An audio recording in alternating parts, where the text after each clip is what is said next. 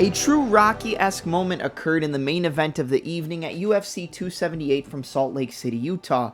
A rematch almost 7 years in the making saw welterweight champion and pound-for-pound kingpin Kamaru Usman put his title on the line against Leon Rocky Edwards, the number 2 ranked welterweight in the division. After losing the first round, surprisingly being out-grappled by Leon Edwards, getting taken down, mounted, and eventually getting locked in a body triangle and almost submitted with a rear naked choke, Kamaru knew that he was in for the fight of his life.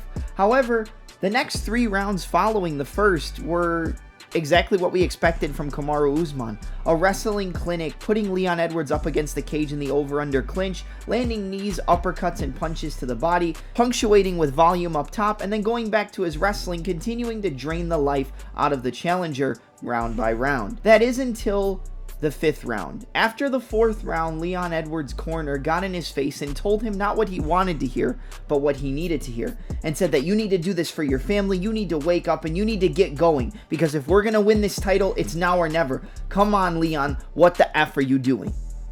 And in that 5th round, even though it started off pretty slow and rocky for Leon Rocky Edwards, a beautifully timed cross into a same-side left high kick caught the champion slipping, quite literally, and knocked him unconscious. And the heavily doubted, the high underdog, the heavily counted out Leon Edwards is now the new welterweight champion of the world. And it's not just the fact that he beat Kamaru Usman. He was the first man to ever take Kamaru down, the first man to ever knock Kamaru out, and the first man to ever hand him a defeat in the UFC, after being 14-0 prior to this fight. That's a triple header if you've asked me, and he's only the 2nd British MMA champion behind Michael the Count Bisping, who also won his title in a huge shocker against Luke Rockhold in a rematch where he was heavily counted out as the challenger as well. A Rocky-esque moment and a huge moment for Leon Edwards. I mean, this is just everything you could ask for in MMA, and it shows why MMA is the best sport in the entire world. Now, Edwards is more than likely going to be going up against Kamaru Usman in a rematch for the welterweight title, because to not give a guy a rematch after going undefeated in the UFC and having all those title defenses, it would make no sense, and it would really be a spit in the face of Usman. It would probably take place in Birmingham or at Wembley Stadium in the UK, because that's where the champion is from, and it would just make all the sense in the world to run the fight back. Now, aside from this, we also have fights coming up in the welterweight division, like a recently announced and recently signed bout between Jorge Gamebred Masvidal and Gilbert Jareno Burns. And then in the main event of UFC 279 coming up next month, you have a 5-round fight between Khamzat Chimaev and fan favorite Nate Diaz. Now, depending on who wins both of those fights, each of those men could battle each other depending on who the victors are, or if Chimaev gets past Diaz in a dominating fashion, you could see him be waiting in the wings for the winner of the trilogy bout between Usman and Edwards. I just recently made a video about Nate Diaz versus Khamzat Chimaev and how if Leon Edwards did defeat Kamaru, it could eventually set up a bout between Leon Edwards and Nate Diaz for the welterweight title. And Nate Diaz inside of a welterweight title fight is something that I don't think a lot of people would have ever expected. And even though it might be good for the casual fans, I'm not sure it's something that the purists of MMA are going to want to see, in the future. But no matter how unlikely you think it is, we've got one piece of the puzzle already completed. If Diaz is able to get past Chimaev, I could see them booking that rematch for the welterweight strap. But if I'm going to be honest, this is how I see it going. I think that Burns will more than likely get past, or you know what, I'll go on a limb. I'll say that I think that Jorge Masvidal will beat Gilbert Burns. I think Edwards will beat Usman in the trilogy bout.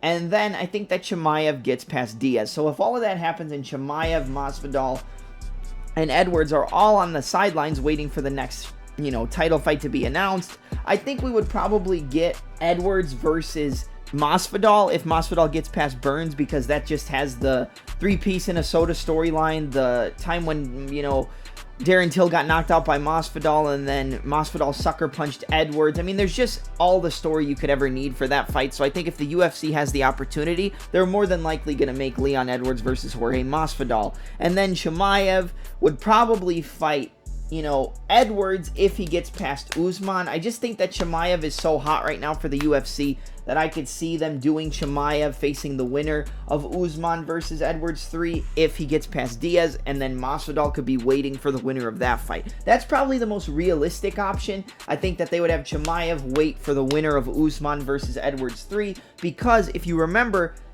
I believe it was 3 times Chimaev and Edwards were scheduled to fight, and both men had to pull out due to COVID protocols, one after the other. So even though Edwards versus Masvidal has a big storyline, Chimaev versus Edwards also has the story in and of itself. But either way, a huge victory for Leon Rocky Edwards. The head kick heard around the world, probably the greatest head kick knockout in the history of mixed martial arts, and one of the greatest comebacks in the history of MMA.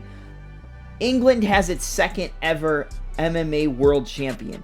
And not only do they have it, but they have it in true Rocky fashion. Thank you for watching. Please like, comment, subscribe, and make sure to smash an elbow on the like button and a high kick on the subscribe button just to commemorate the evening that was UFC 278.